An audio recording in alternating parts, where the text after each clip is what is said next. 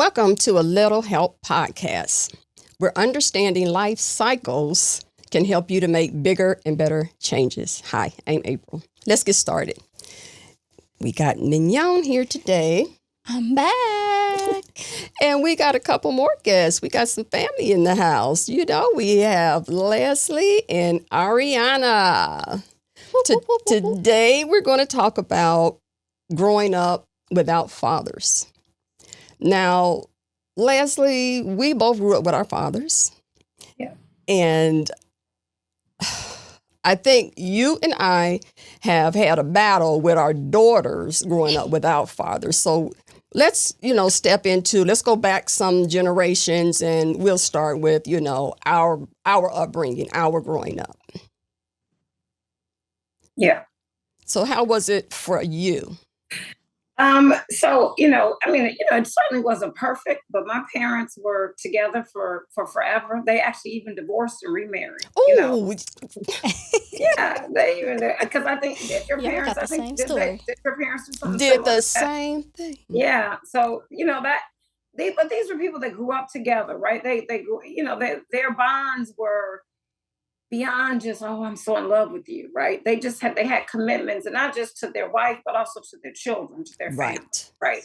So that world, and we grew up in a world without drugs, Mhm. Right. which is a very different. So, and high employment. Everybody had a job. Mhm. Some people had two jobs. My father had two full-time jobs. Mm-hmm. There was no lack of work in Gary. Mm-hmm. And pretty much everybody that we knew Mhm. had two parents. Right. So and the it- moms pretty much took care of them kids, Right. and did little side stuff. Exactly. Mm-hmm. Exactly. But our mothers were pretty much at home, and Yeah. that's exactly right. So we, you call it Ozzie and Harriet or whatever, Mm-hmm. but our daughters don't know anything about that world, right? Mhm. They know a world where we worked all the time, where we were having to go out there and do the job that our fathers did and our mothers did, right? We had to do Absolutely. both. And thankfully we had good, strong family support, but it was on us. Bottom line, we could, I know that for me, with Ariana's dad, when he got strung out, Mark has a degree from Purdue, very bright, very smart guy. Mm-hmm. But when those drugs took him, Mhm. he couldn't hold a job he would work, but he lost a number of jobs.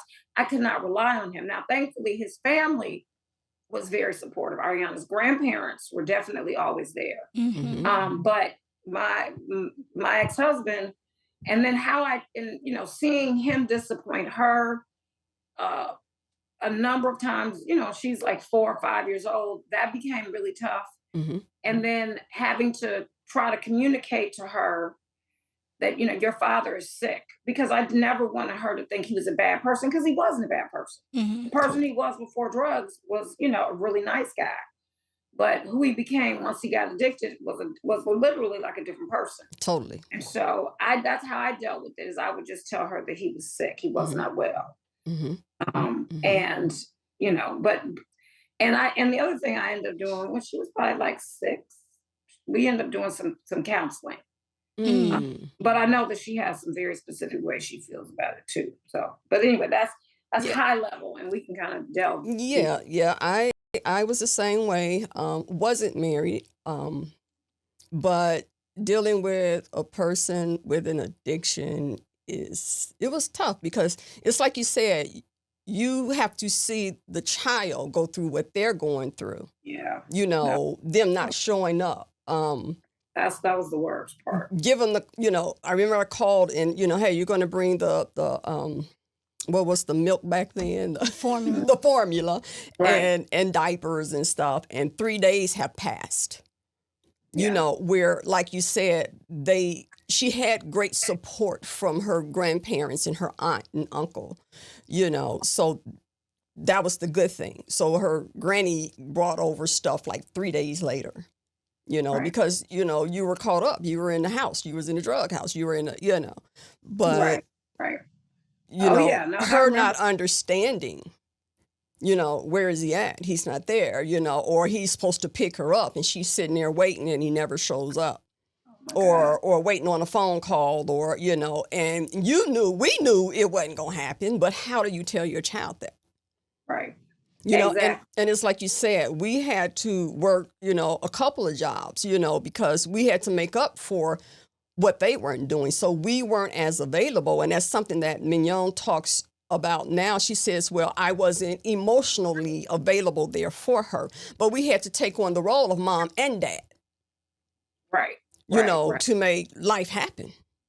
Yeah. And there's no question, because now I guess I hope that they're women, right? That they're adult women, that they understand a little bit better how difficult it was, because no one prepared. We were not in any way prepared for being. We didn't see that in our house. No, we didn't. We weren't prepared for what the route that we had to take. And the other, like I tell you, like one of the worst experiences I ever had. So we were separated. I don't think our divorce was final at this point, but we were separated. And I was working at the Gary city clerk's office. And for whatever reason, that particular day, I had to work 4 to 12, which was unusual, because usually I would work straight days. But I was working 4 to 12. And Mark was like, "Oh, well, I'll come get Arianna." This was, he would go to rehab. The cycle of getting clean, falling off the way, all that. Falling off, going back, falling off. He was supposed to be clean.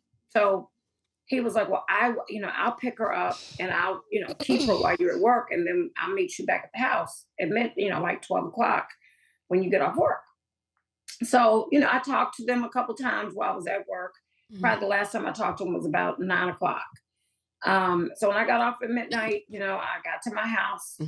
His car wasn't out there, but there's a little tinge of worry was there, but it was like, no, he'll be here any minute. I get in the house, half an hour goes by. He's not there. Now I'm pacing, right? I call his dad's house. No, they're not there. They left a while ago. Wow. So it's now 1 a.m. He's still not there. So now I'm about to pull out my hair. So I call his brother and I'm like, okay, where could he go? He said, okay, well, come get me and we'll ride around to the different drug houses, right? So we ride around to the drug houses and we're looking for his car, don't see his car. So he says, I know, go down 15th Avenue. My cousin, she lives over on 15th Avenue on the west side. So we, not that far from Towson. So we drive down and sure enough, his car is sitting out in front of her house. It's summertime, so we go in. Now it's after 2 a.m. now, right? I'm just sick on the inside. So we go into the house, and her daughter is there, and she had a little baby, and the baby was in a bassinet, and nobody else was in the living room. So Bill said to her, "Where's Cynthia? Where's Mark?" And she said, "I think they're all in the basement." So he goes down the basement, and I've never been around people when they smoking. Or whatever. And he's supposed to go down there and check to see if Mark is there. And 10 minutes go by, this nigga, he's not come back up. Right, edit that.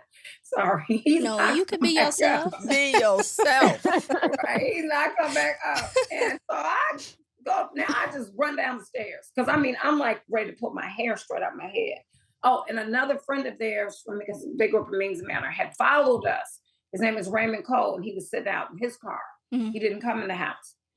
So I run down the stairs. It's like 7 or 8 people standing in a circle, and they're all watching this pipe, like their eyes are like this. And it's moving. And I run in the middle as they went to pass it, and I grabbed it. Oh. And I was like, "Where is Mark?" And they're all looking at me like, "Oh my God." I was like, "If y'all don't tell me where that went, I'm going to smash it." I mean, I was crazy. Like, he left with so-and-so. They left like 2 hours ago. They're not here. Oh my goodness.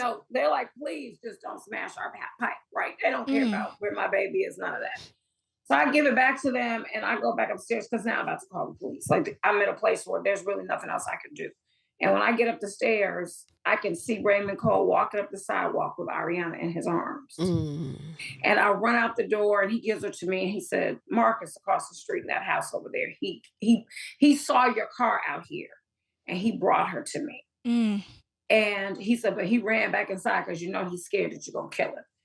And so I got her in the car and I just left. I left his brother there, whatever. I just left. And the whole way home, I'm crying, I'm touching her. She's half asleep because it's after 2 a.m, right? She's like 2 years old, 2.5. Yeah, this is before we moved to Ann Arbor. So she's like 2. So I get her home, I strip her. Like, this is scared, crazy. that I felt like I had to do that. But I stripped her completely Mm. Mhm. and checked her, made sure that her body was okay, that she hadn't been touched. Because I my thing know. to him later was people have dropped dead and have heart attacks.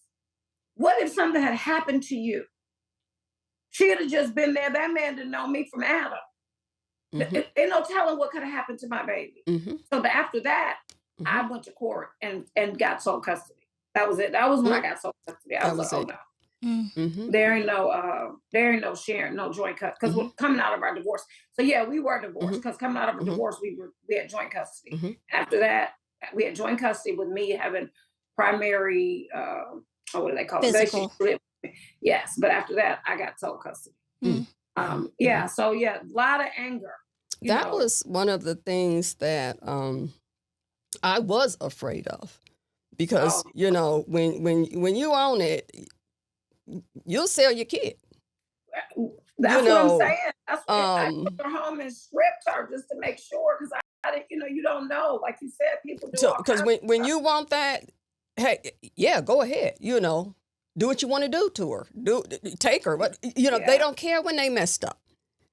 no. And Yeah, I always was like, okay, well, if she goes over there, I put her in the arms of her grandmother, her aunt, that right, she was not to be seen alone, and she was not to go anywhere with him alone. right, And as far as I know, they honored that. When she was a little baby, when she was too little to speak on what's yeah, going on with her. right. Now as she got older, she would, go and, because he was in Indianapolis, and she would go and spend time, because her granny and he stayed in Indianapolis, and she would go spend time with them, because I always wanted her to know her other side of the family, because they were wonderful people. Yeah. I mean, Wonderful. like I said, I loved Ariana's grandfather. I loved him. He was like Hmm. he is a wonderful man. And the thing is, it's like you said, the fathers were well educated, very smart people. I take my hat off to what he does, and he does a good job at it. But the drugs take over, Yep, drug that is and it's that. so much that we had to give up for ourselves. To take care of them, to be that mom, to be that dad. So much we had to give up. Oh, there's no listen. I mean, let me say this. As much as, I didn't really date or anything when she was growing, when she was little. Hmm. Hmm. But I did end up, and probably the best thing I think that came out of it is I decided to go back to school and finish. Right. And so I Hmm. left and I went back Hmm. to Ann Arbor. She and I Hmm. moved back to Ann Arbor, and I Hmm. finished and I went to law school. Great. So because I knew that I had to, like I could Yeah. never rely Because there was on a lot of sacrifices, yeah, that there they'll was never understand that we had to go through. oh please. And then, you try to tell them about your sacrifice. They'll be looking at you like, what kind of sacrifice? You ain't made no sacrifice. She'll tell me in a minute, well, my Nana did. I'm like, yo, Nana. Your Nana I mean, my mother was wonderful and she was very helpful. But this notion that will you please tell them our mamas did not raise them. We raised them. Our mothers helped us, They helped us. but they did not raise Hmm. y'all. And because of how we had to work, we had somewhere safe, to Yeah, take but them then to. The grandparents. She had great babysitter, Tasha and Keisha and Tasha, so, great, because I was working midnight. So I had to, drop her off. I had to pay the babysitters. But Right. again, she'll say, well, Ma, I just don't feel like you were there for me emotionally. How could I be? Yeah, I don't know. Ariana, do you feel like I wasn't there for you emotionally? Um, I think that no, I think you were. I mean, I think you worked a lot. Like you worked a lot. And I think at times your availability, maybe the word is more quality time. Like we Mm-hmm. spent quality time when you had availability, but that Mm-hmm. availability as you worked became limited. Yeah, So I that's think when you were and little, kids. I feel like when you were really little, when we lived in Ann Arbor, you had me all the time.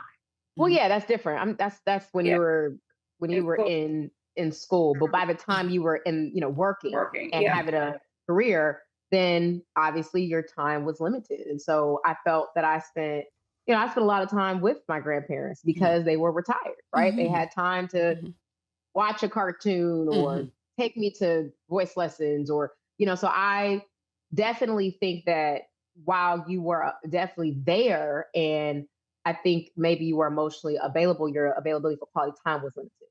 I think that's great because, like she says, I wasn't there, but if I wasn't there, it wasn't because I was in the streets. Right.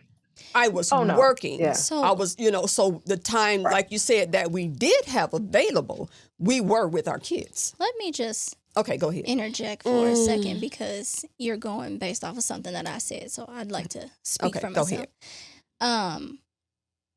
I think that similar to what Arianna said, yes, you were there. I know that, I mean, you were much more present than the alternative, but there were times where I was with family or I was with, a babysitter or I was hanging out with cousins or something like that where it's like, yeah, all of this is fun and everything, but I want to go home. Like, I just want to, and it wasn't even, I wouldn't even say that it was about being around you, but home being like that home base where there is ultimate safety. You don't have to worry about anything. You can just relax. And that's not to say that everywhere I went, I had to worry about something or that, I wasn't safe, but I knew that I could count on that if I was just home. And so a lot of times if I'm with my aunt who, did a lot, and helping to raise me, with my grandparents, both your parents and my dad's parents, spending time with other aunts, uncles, things like that. All of that was well and fun and good. But after being there for so long, it's like, okay, look, I'm tired of this. I want to go home. I don't want to play no more. I want to go home. See, now you're the direct opposite of Arianna. Arianna, I was just gonna say, I always was home, and I was like, I'm ready to go out. Well, I think it's also that thing of like feeling overstimulated after a while too, like constantly having to. So like for instance, when cousins would come over to my house when we moved to the house on Grant Street. And, they would want to come over and hang out and let's go walk in the streets and have a good time and whatever. Eventually, it's like, okay, I am tired of entertaining y'all. It's time for y'all to go. And they will say, oh, you mean, and you got an attitude. And it's like, no, I'm overstimulated. This is too much. See, Mignon has that thinks she the only child syndrome. I kind of am. I mean, I'm not, but I am. Me and my brother are 7 years apart. You're an introvert, though. I think that's that sounds like she's a little introverted. I am. You're more of an introvert. But you know what? What's so funny about it is when she went off to college, she would be like, now in your 20s? Mom, I'm ready to come home. I just want to be at home. She was like that as she got older. When she started getting homesick, here she comes. Right now. But it wasn't like, I want to come home and I want to be under you 24/7. I just want to come home and I would sleep in her bed and she'd be gone at work or whatever, doing what she got to do. But I'm just at home. That's it. Yeah. So I think that's a characteristic of being a little bit introverted. Arianna was absolutely right. She was never. There was never too much of being out and about for her. Never. Well, Arianna is an only child. That's the difference. Yeah, and she truly. Right. Then you had your cousins that would come to your, at your grandparents' house. We would go, to the McDonald's and we would go out, but yeah, she really was an only child. So she was, and then, her grandparents were older. So she was always happy to hit, like on the weekends, she couldn't wait. We first thing in the morning, we'd be up. She'd have dance class. And then from dance class, she didn't want to go home. So, but to your point though, April, and I think you made a great point. When we weren't working, we were always with them. Always. I was always with whether we were going out to eat, going to the mall, going to the store, we were always there. It wasn't like we was out partying and we wasn't home for our kids. It was because we were taking care of business. And Arianna would call me wherever. Like I remember one time, this is later after her dad had had kind of gotten clean, another clean phase. He got remarried, and he and his wife were living in Glen Park. And Ariana probably might have been middle school or like fifth grade, sixth grade. She was like in that age group. And so he had a stepdaughter that they're like the same age. And so they had kind of, started to kind of become friends. And his wife is clean. His wife's not into drugs or anything like that. So I knew that if she was with Johnny, and actually you might know his second wife. What's Johnny's maiden name, Ariana? Oh, don't be telling people's names on here. Yeah. Okay. Oh, I'm sorry. Okay. Anyway. We'll cut that out. She was, so she wasn't into drugs. But Ariana liked to go over there. Anyway, she went over there this particular weekend. And I was going out to dinner with my friends. And so I did. I went out to dinner with my friends. I came back, had just gotten back from Chicago, just got into Deetta's house. Ariana calls over there. She's hysterical. Come get me, because I guess maybe he wasn't clean, because he's the type of person that when he's going through his thing, if he can't get it, then he gets his temper just goes crazy. So he's yelling and screaming at everybody. Now, he's not going to put his hand, he's not going to hurt or sleep, okay? But he going to make a whole lot of noise. And she called me and she was like, Mommy, come get me. And I can hear him screaming in the background. Girl, I went over there and cussed that nigga up. Anyway, went up there and got my child and got old boy right. Calmed that situation right on down. And his wife was like, you just not afraid of him. Why? Why would you be afraid of him? He's scared of a flea. He ain't gonna, it's the truth. He ain't gonna fight nobody. And I kind of went, I didn't, her dad married, but he married like a controlling type of person, very controlling, demanding. Ooh, and Jesus. I always dressed her cute. I mean, she was so cute as a little girl. Oh my God. She was always dressed adorable. cute. Yeah. And I was saying, her pack her little bag and everything. So as soon as she would get over there, come to find out, she would take off her clothes and put on what she bought her. And, and it was like, well, what? This is the type of person she was, Then Mignon comes home and she says, well, Mommy, she wants me to call her mom. What? And Mignon didn't want to. Right. But she was... I don't know what she would do to you to make you call her mom. That's too much. Go ahead. This is too much. I don't want to share. Okay. So anyway, I would say you don't have to. You don't have to do that. You don't have to call her mom. You call her what you want to call her, So right. I just had to really talk to her because I didn't mix with that. When I was done, when I'm done, I'm done.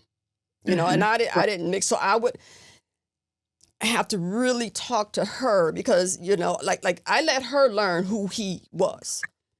She grew up getting to know him, his personality, and why she, I did my best not to talk bad about him, not to talk about what he was doing, because I knew eventually you're going to learn this on your own. Yeah. Yeah, no, you're right. That's it. Mm-hmm. But in his mind, I always dogged him out, talked about him, to her, and I didn't. This feels like I didn't either. reliving That's something childhood my mother told me, early on. She said, whatever you do, don't badmouth him because that is her daddy and it'll make her feel bad about herself. Right. And I never did that. I just took it to let her learn on her own. And sure enough, she did. She learned on her own and she had to make those choices. Yeah. So now I'm sorry, I know she was, but I do have a question I want to ask the two of them. Mm-hmm. So after going through this experience, what do you guys really, as adult women now, how do you see how we handled the situation?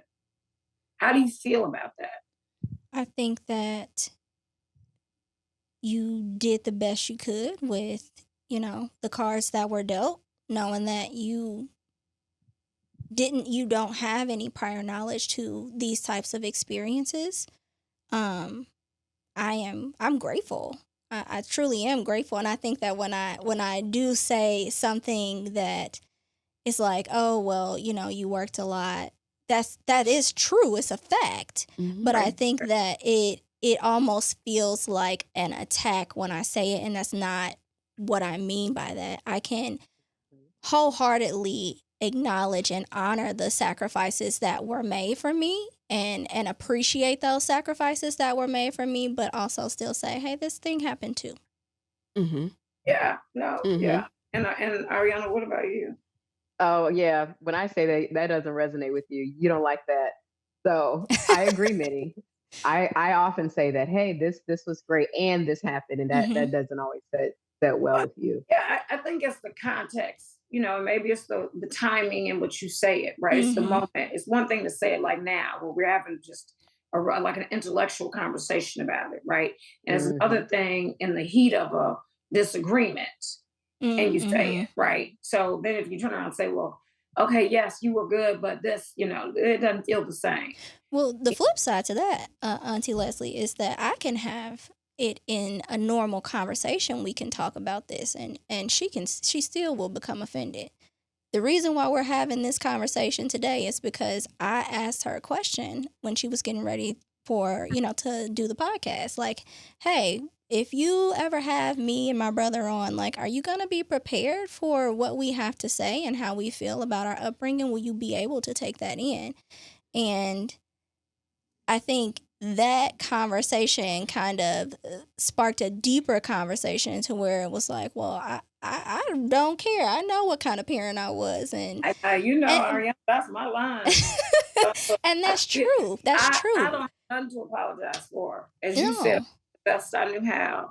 And if you look at, and I don't mean to cut you off. Now you touch that sensitive spot.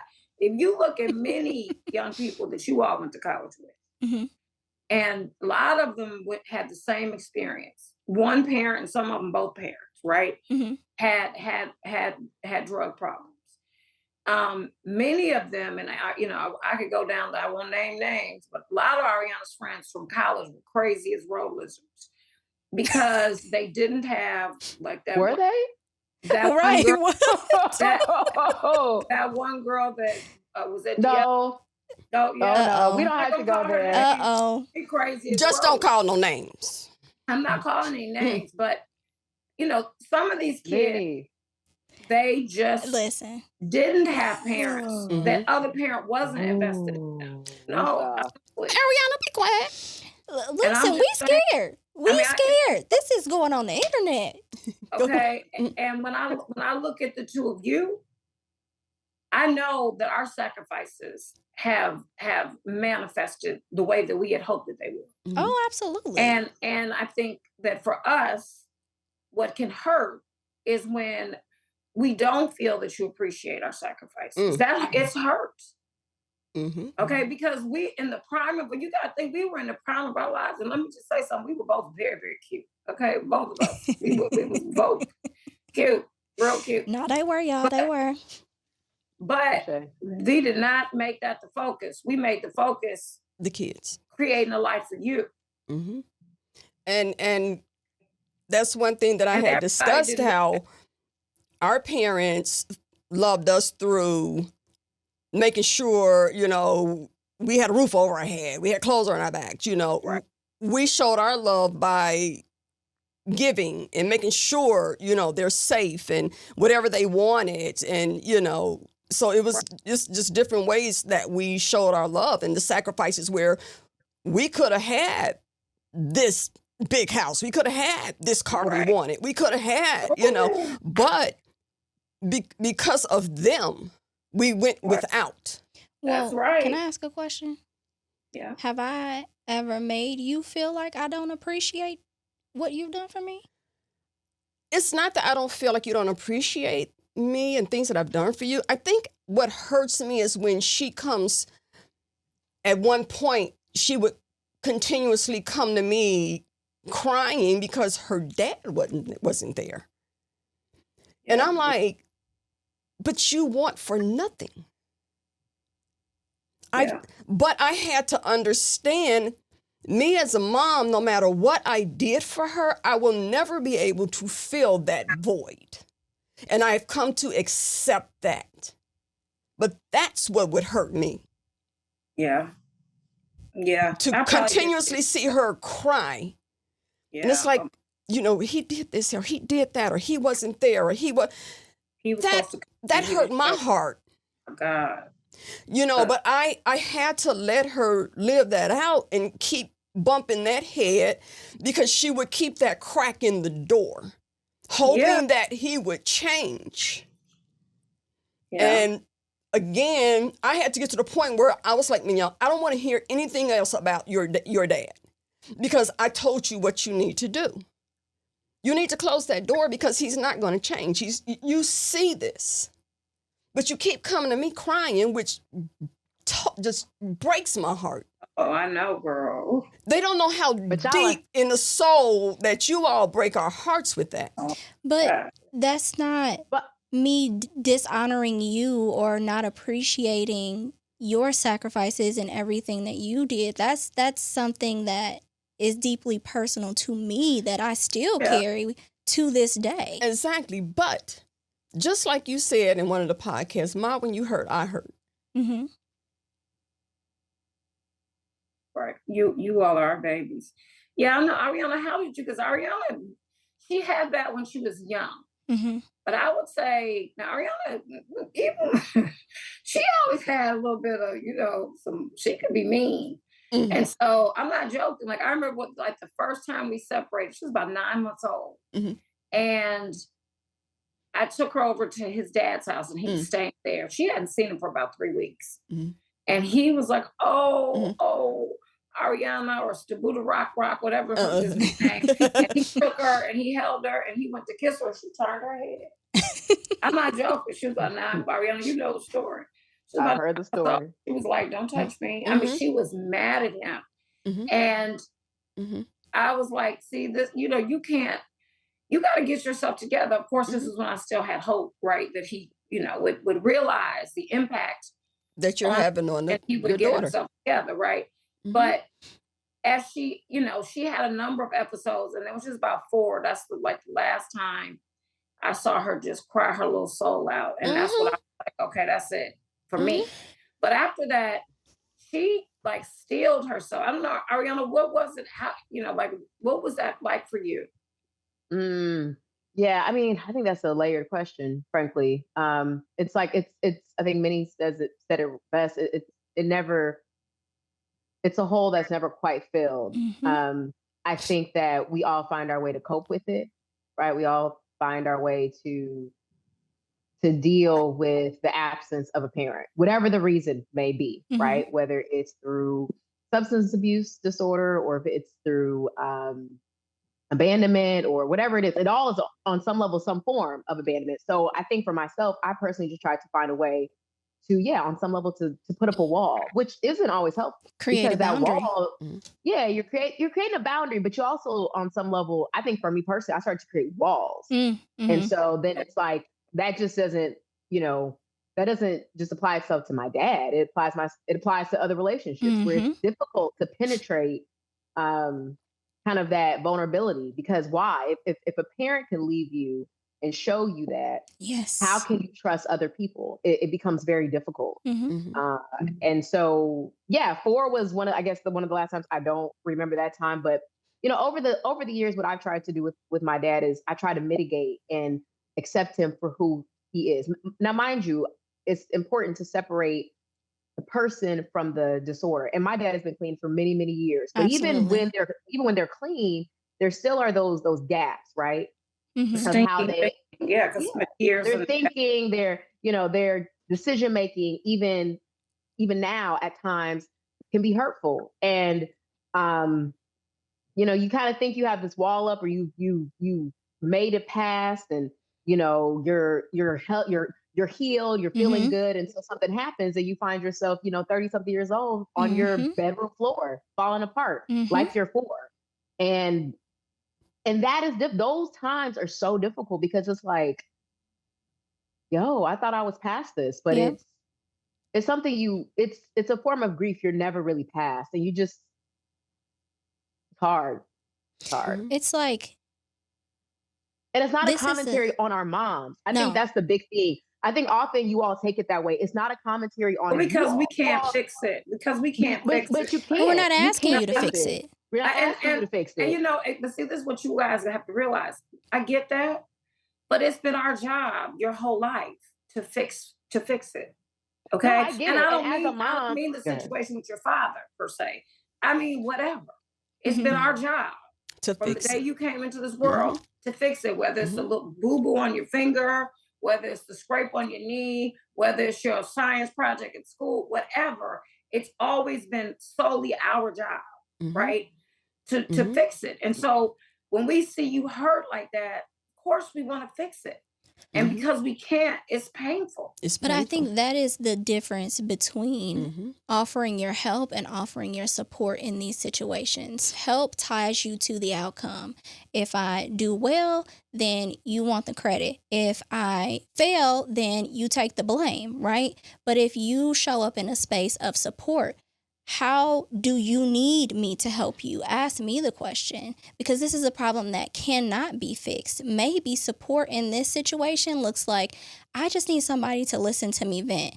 Or maybe support in this situation is just allowing me, sitting there with me while I cry. That right there is a good one that you just said right there. Now that's a challenge for me. It is, because And we're that's listening to you I was gonna say, vent moms in don't do pain. that. No. That's the You know. issue. I mean, they don't. I'll listen to a little bit. You know, I can take a little bit, but then at a point, it becomes like someone's cutting me. Like I can't. And They and don't she'll start to go off understand on that me. part. You Yeah, they'll start to guys, go off. Yeah, now you mad at me because I'm upset. Like what? because Yeah. you don't understand when you guys are hurt, and especially talking about something that they did, you don't know the depth of the pain. Right. So we don't want to hear it.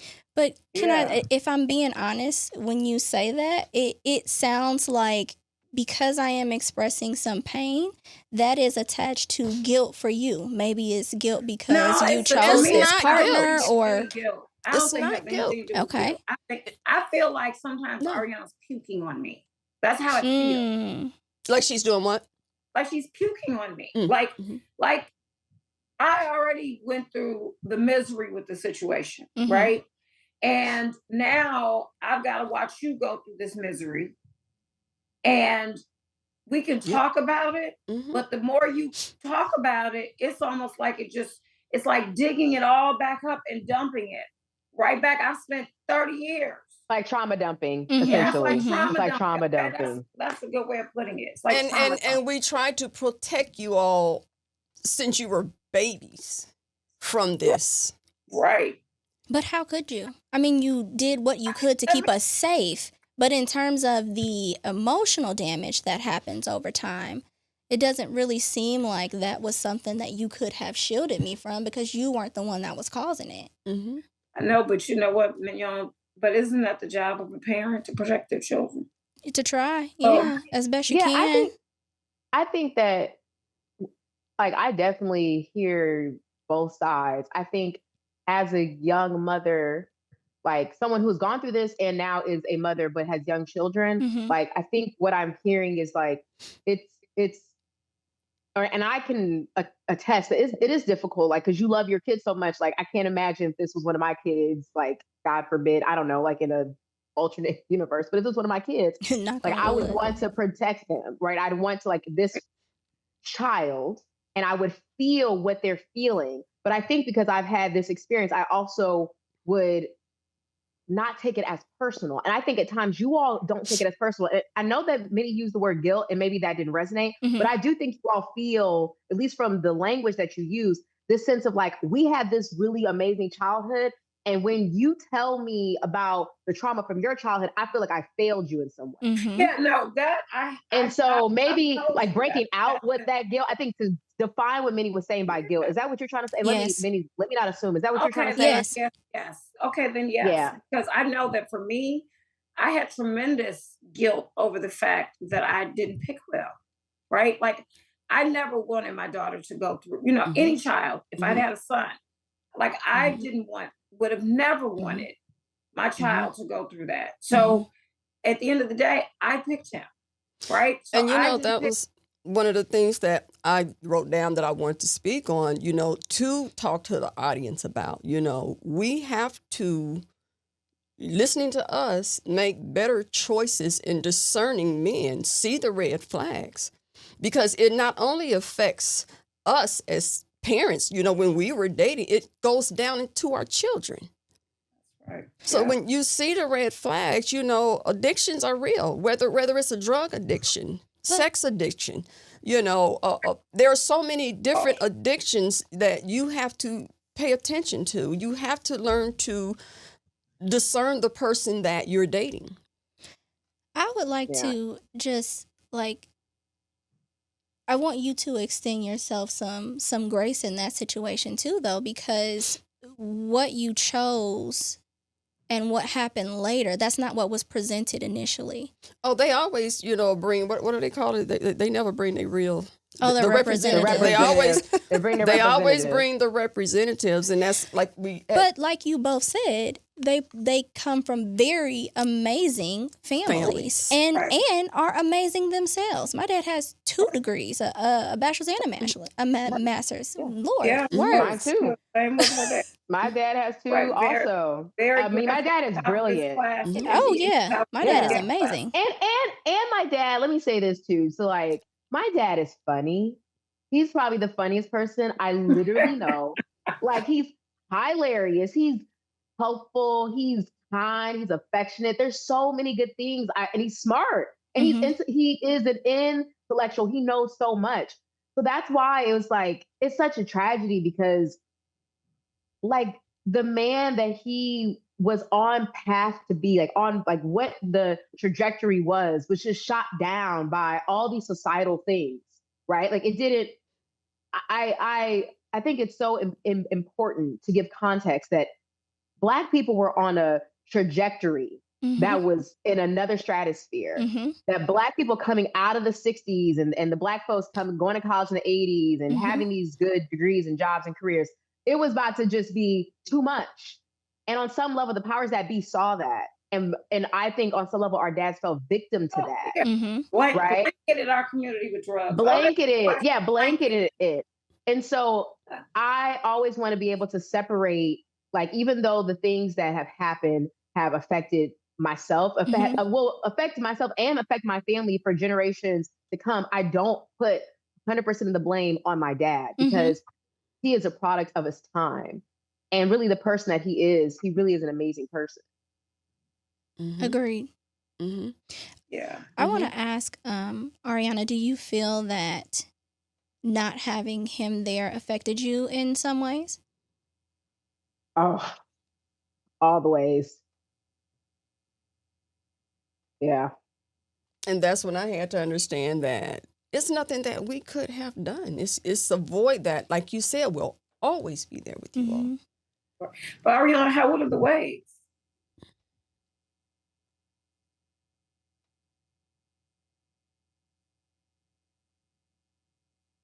I'll speak. Go ahead.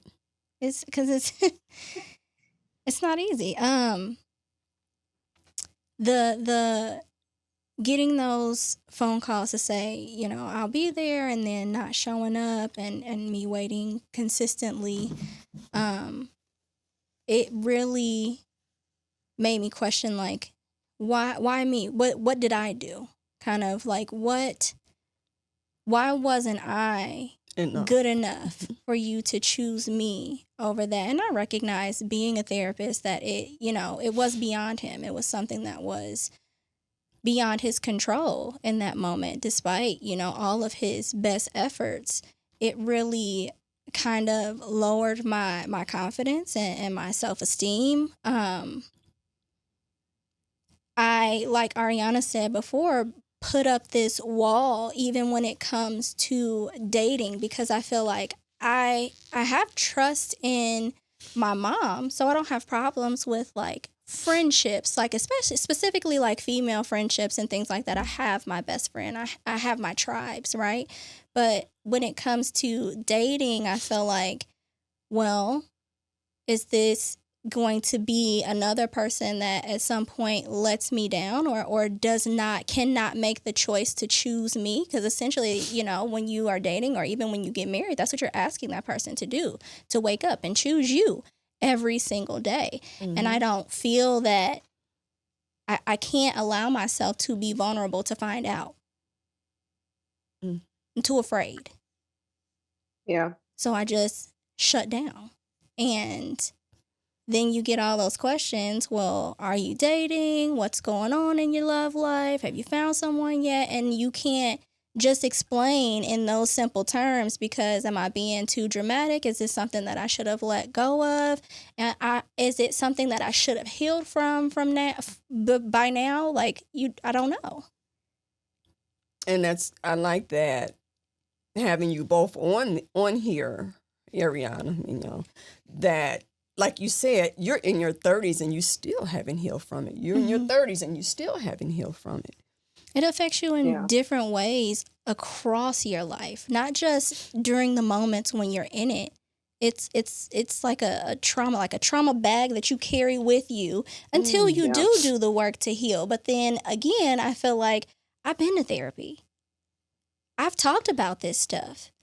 Why does it still have such a strong hold on me? Yeah. And you feel like you create this new relationship with this person and everything is going well, just like Arianna said. And then something can happen where you are bawling on your bedroom floor again. Like, why is this still bothering me so much? And you even in your 30s, you did try to open that door for your father. No, not in my 30s. Was it 20s? Yeah, it was like late 20s. She tried to have that relationship with him. Arianna did the same thing. And then he hurt her again. Just like that child sitting in that chair waiting on him to come pick her up and never came. Yeah, no, I think that's what Arianna meant, that even if they get clean, when you spend many years on drugs, the way you operate and move in that kind of culture, you could stop doing the drugs, but if you don't get that stinking thinking, they will still operate and move in a way that's very selfish, very self-centered. Like a narcissistic person. Yeah, very narcissistic. All about self. And, even though Mark has, like when Arianna had her babies, he would come to Denver and he'd be very helpful while he was there. But then when she moved back to Fort Wayne, he'd come in town and her sister lived in, so he has a younger daughter. And it wasn't Arianna, because Arianna, so now at this point in his life, Arianna is his shining star, right? She's the star that he loves to show to the world, right? Look at my daughter. Look at my awesome daughter, right?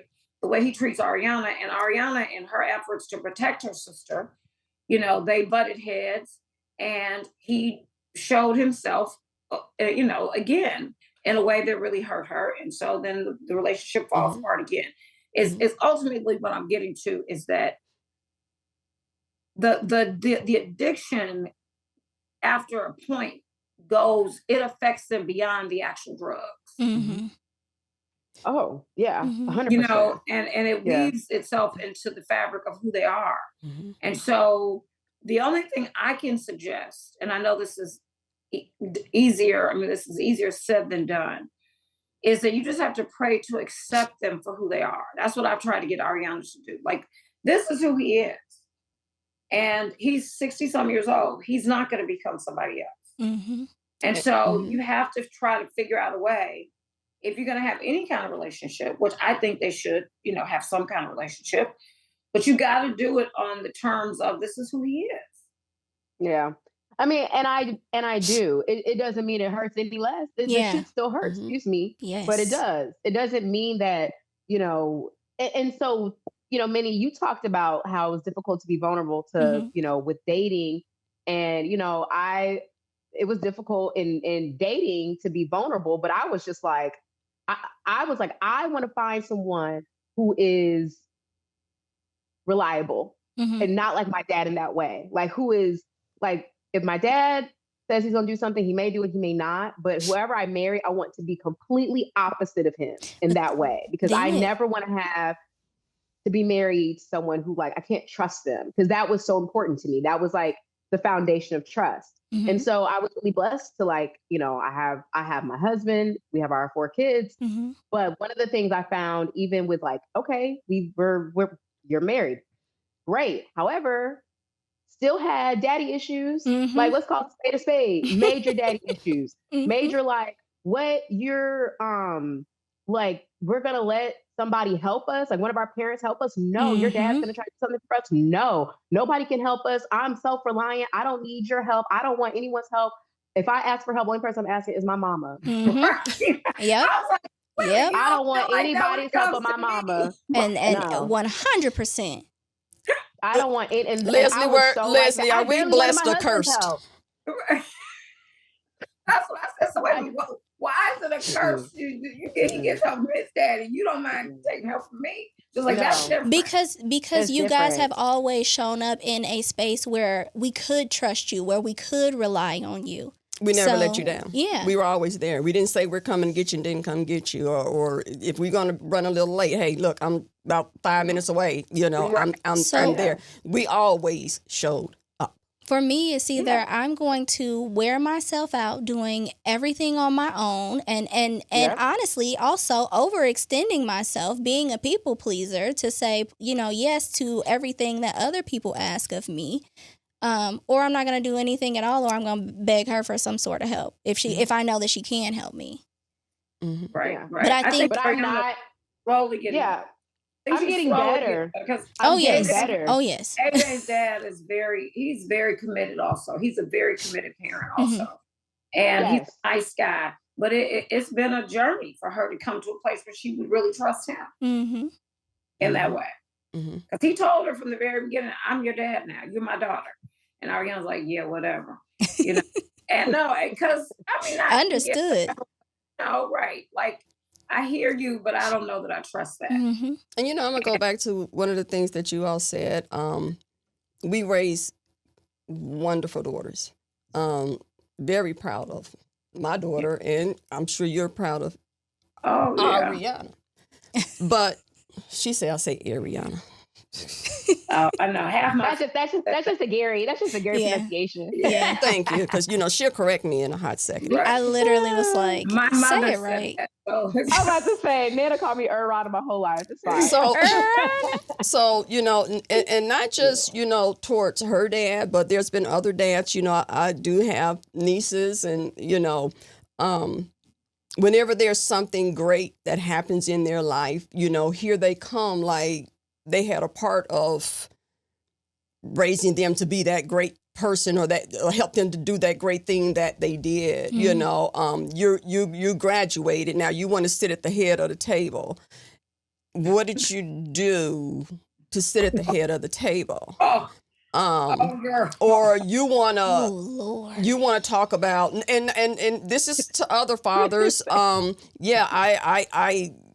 on somebody else's social media. Oh, that's my baby. I did this, and you did nothing. Really? I mean, are you triggered or what? No, I'm just saying, not just towards. I told you, I've talked to nieces that's been through. Dads weren't there, so not just projecting on one person. Fathers, period. Right. And I'm gonna say this, she gonna have something to say, and I don't care. Don't care. I said, and it broke my heart. I asked her, I said, what are you, who you gonna get to walk you down the aisle when you get married? Oh my God. We talking about hypothetical stuff. No, we have this. Well, we can speak to it from real, because we had this. I'm like, I had to ask the question. I said, because how is somebody gonna give you away that ain't never had you? When I had you all your life. Can you just cut this whole episode? We need to break some rules and allow the mother to walk the daughter down the aisle. Period. Ariana, who walked you down the aisle? Minnie was there. So I know. I was there. I'm asking Who you. walked? I walked her down. Okay, first of all, whoop, that is. So why you can't understand that? First of all, I never said I didn't understand it, but it is not your decision. But wait a minute, this is what makes it simple, okay? When Arianna told her father she was getting married, he was so excited. I actually was in Europe working. He was so excited. He sends me an email and he's like, "Oh, Lele, I'm so excited. Ariana's getting married. She told me today. So can I stay at your house?" For what? Why are you trying to? Don't do. First off, Ariana, I you gonna like, quit shutting people down. I can't help you with the wedding. And can I stay at your house? Yeah. Then you couldn't buy a cake, couldn't buy a plate, couldn't buy a Look piece at of. Ariana's face. Go ahead. I feel you. Mm-hmm. So I think that I didn't make the decision. I ultimately let it be her decision. Thank you. Say that one more time for the peanut gallery. I did, girl, but she would know. It would have been major drama. Let her not front for this. She's not about to front to kick it. No. It was your decision, but I knew that you were going to make a wise decision. Minnie, we all know. Listen. We all know. Come on now. It's crazy because Ariana and I have had so many conversations. Does he have 5 on it? If he ain't got 5 on it, he don't walk you down the aisle. The Gary is coming out of the girl right now. And I just really cannot. Oh my goodness. He did. I tell him you could take the girl out of Gary, but Gary ain't coming up out of here. Me and Ariana talk about how similar our mothers are all the time. All the time. And it is shining through today. In ways that I did not even know were possible. Okay, your grandmother grew up a block from my mother. My mother. Yeah. I mean, like the Golsons and the Callaways go back. It didn't start with y'all. I understand. It didn't start with that. Like, so of course we're similar. Because we come from the same kind of family. Hey, look. We had Auntie Shirley at the house all the time. Like a cackling hen. Her and Mom were best friends. Right. The Golsons and the Callaways go back. So, I mean, that just is what it is.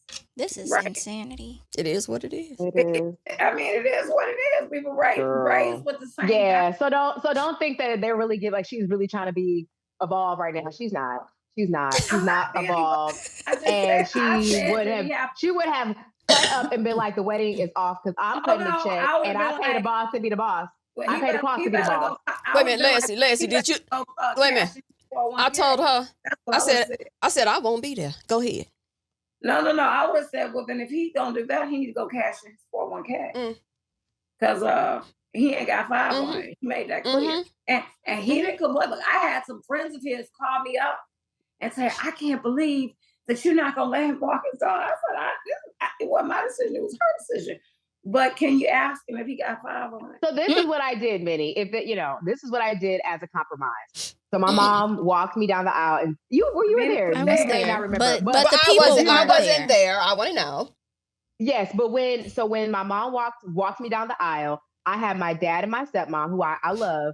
I had them stand up and say, together, we give her way, and that's how we handled it. So it was like they were part of it, but it also, my mom. Okay, well, let me go. Let me go here. Oh, here we go. But your dad has been showing up later on in your life. Yeah, he did. He definitely did. From college, really odd. Here's the thing. Yeah. I will say. Take that from him. He paid for college. Okay. The lack of presence is not for a lack of trying. It is. I made the decision to sever ties, to not continue to pursue a relationship. And why? Because I needed to. It was what was necessary for me. Because he kept doing what? I'm not going there. You not showing up. You do too much now. So she wait a minute. I mean, not showing up. So she had to sever the ties. In all fairness to us, we can't just cover because when it comes, if you're not willing to say why, right? It's like you all become, and I see with Ariana too, like you just want to cover for them. And that's not because if we weren't, y'all call us out. Y'all will call us out. To me, it's not covering for someone as much as a lot of this is not necessarily my story to tell.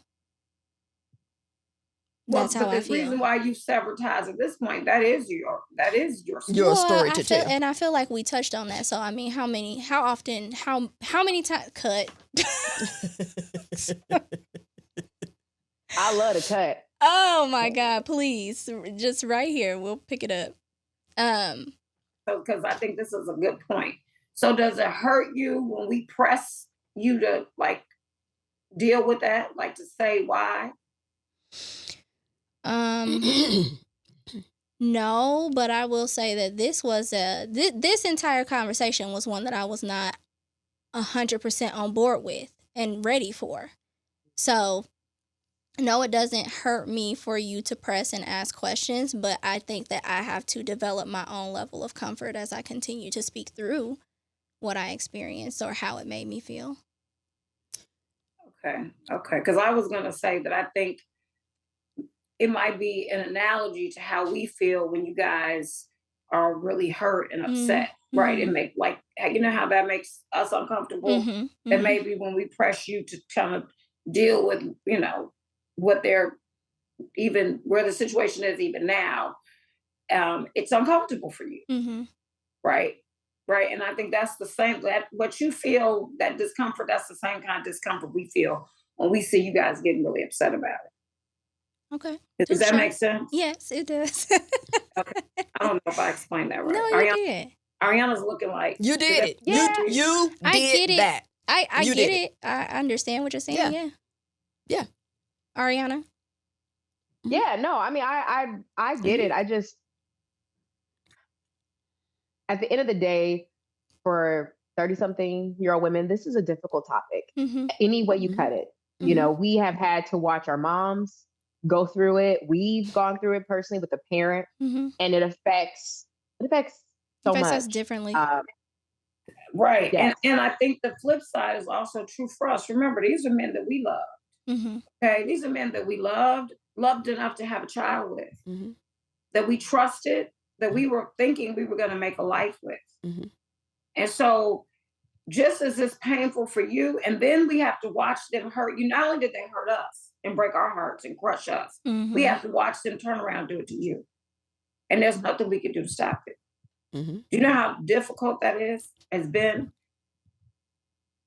Oh yeah, no, I'm sure. I'm not trying to, you know, have a competition in trauma. No, I'm not. I'm just saying that it's, you know. I'm just trying to give you guys some insight when you're thinking that we're being, you know, extra and whatever. No, y'all are rough. We love y'all dearly, but y'all are rough. Baby. But you know, I look at you know, when she was trying to have that relationship, because she did try to have a relationship with her father.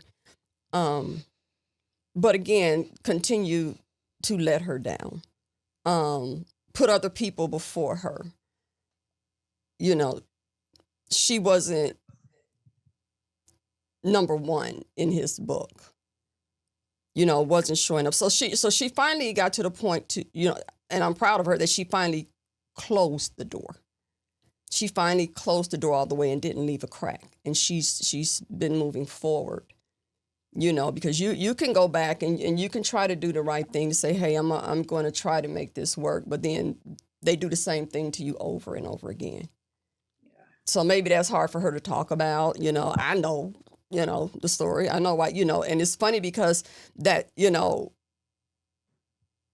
I've always been looked at as I'm putting these things in her head. No, this was all her. All of these decisions and choices was her. I never told her not to try to reach out, not to, you know, to close that door. I had nothing to do with that.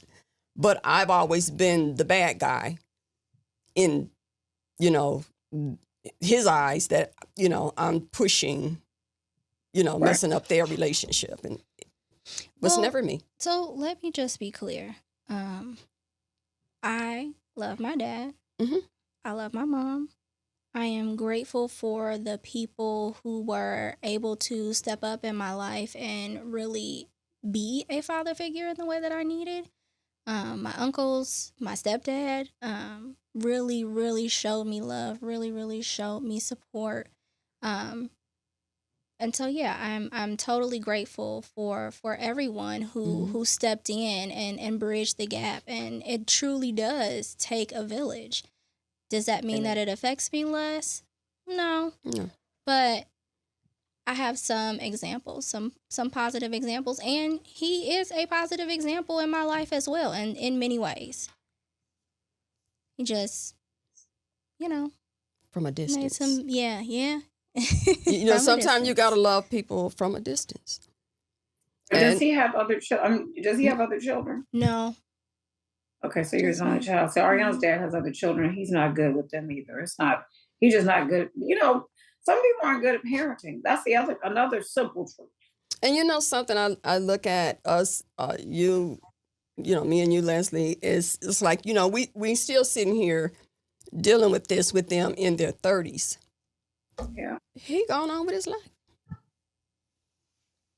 Yeah. Going on with his life. Listen. You did all the damage. Yeah.